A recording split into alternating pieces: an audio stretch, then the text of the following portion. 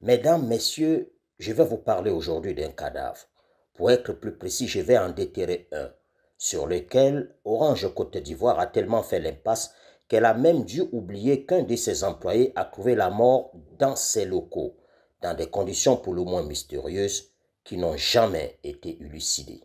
Depuis quelques mois, j'ai reçu plusieurs signalements des agents d'Orange Côte d'Ivoire inquiets d'une mort suspecte dans un des locaux de la multinationale française. C'est un des centres stratégiques d'Orange où sont traitées et stockées des données sensibles. Dans ce bâtiment visiblement anodin que nous avons pu filmer avec un drone, mais en réalité l'un des plus sécurisés d'Orange, bardé de caméras, travaille la crème de la crème des informaticiens de l'entreprise de téléphonie. C'est donc sur ce site que le 25 juin 2020 au matin, Godot Léopold Max, expert en sécurité informatique, est retrouvé gisant dans son sang, mort, dans son propre bureau. La veille, il avait quitté son épouse et leurs 3 enfants pour aller au travail, sans le moindre mal de tête.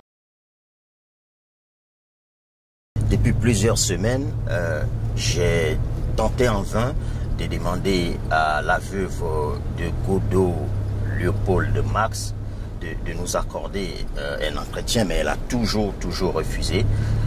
Elle vit dans la peur, il faut le dire, et elle craint en effet que ceux qu'elle soupçonne d'avoir assassiné son époux ne s'en prennent à elle en pensant que l'informaticien lui aurait révélé des choses.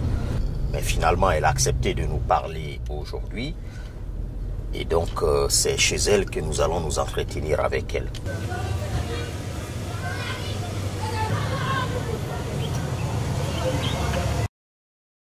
Madame, bonjour. Comment finalement, madame, vous avez appris que votre époux, dont vous aviez déclaré la disparition depuis la veille au responsable d'Orange Côte d'Ivoire, finalement, en fait, était décédé?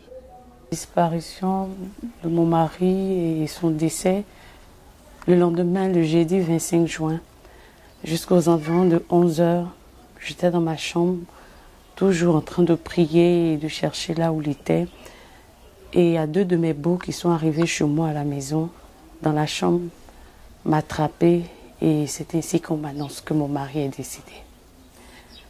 Alors je ne croyais pas parce que le lendemain, il était sorti la veille.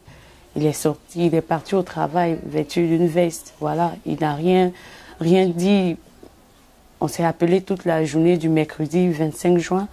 Et comme ça, subitement, mon mari décède. Je n'y croyais pas. Je ne croyais surtout pas. Et c'est ainsi que mon beau et ma mère qui étaient présentes, nous nous rendons sur les lieux. Je n'y croyais toujours pas. Et arrivé sur les lieux à Orange, à Macquarie, zone 4, je demande où est mon mari. C'est un accès difficile pour nous recevoir. Il n'y a personne pour nous recevoir. Et j'étais en train de pleurer et tout. Et c'est là qu'un monsieur du service de la sécurité est venu vers nous. Il nous a dit que le corps de mon mari se retrouve à Ivosep. Alors comment quelqu'un qui a quitté sa maison, parti au travail, et qu'on cherche depuis le 24, parce que mon mari m'appelait à 17 h, 18 h, se retrouve à la mort. Que s'est-il passé? Jusqu'à présent, rien. Au moment où j'annonce donc publiquement mon investigation sur cette bien triste affaire, je voudrais d'abord noter le mépris d'Orange Côte d'Ivoire qui engage toute sa responsabilité dans la mort de Godot Léopold Max. L'employé d'Orange Côte d'Ivoire qui n'est pas retourné à la maison, son épouse signale donc sa disparition et personne ne fait rien jusqu'au lendemain. Si Orange Côte d'Ivoire avait agi avec diligence au moment où cette pauvre dame avait déclaré la disparition de son époux, on aurait peut-être pu sauver cette personne qui était apparemment peut-être en détresse, victime d'un certain malaise au moment où on a déclaré sa disparition. Ça, c'est si nous nous mettons dans l'hypothèse de ce que cette mort pourrait être une mort naturelle. Mais hélas, rien n'a été fait par Orange Côte d'Ivoire, ce qui donc engage entièrement sa responsabilité et rend Orange Côte d'Ivoire coupable de ne pas avoir agi à temps.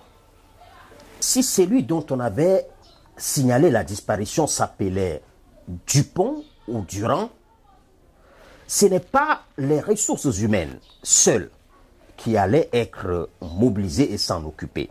C'est toutes les directions de tous les services d'Orange Côte d'Ivoire jusqu'au directeur général qui se seraient mobilisés. On aurait même réveillé de nuit le directeur général de la police ivoirienne pour retrouver la victime.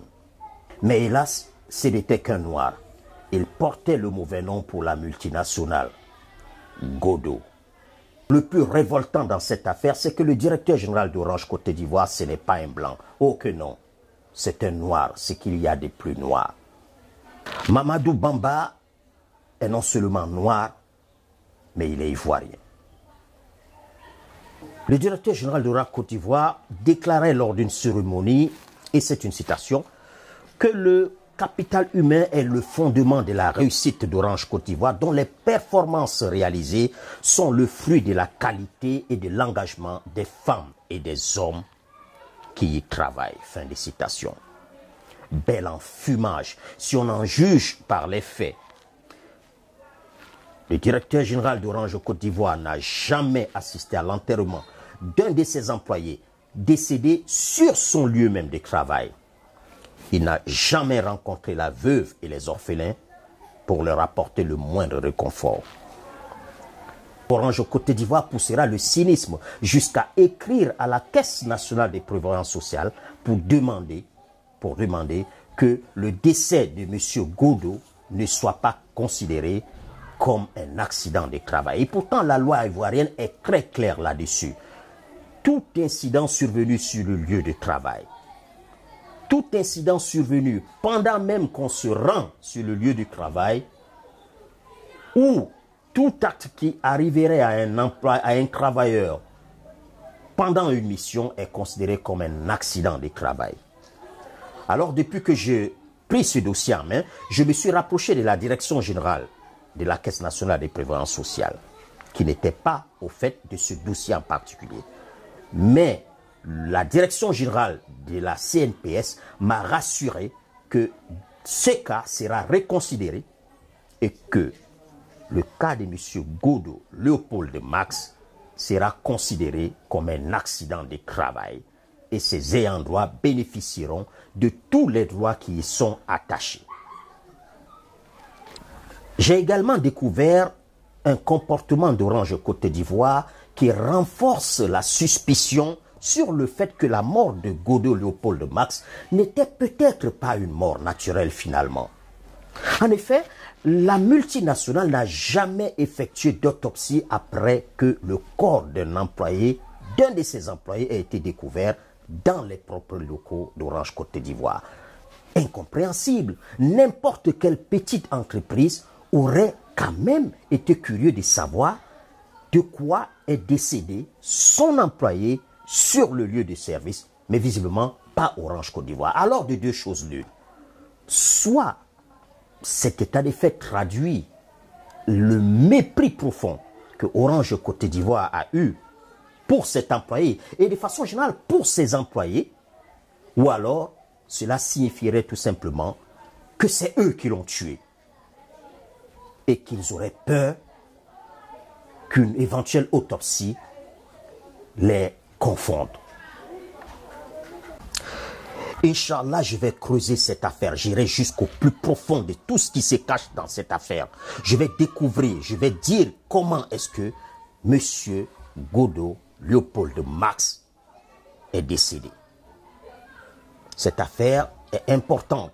Il s'agit pour moi d'aider cette pauvre dame à enfin faire son deuil.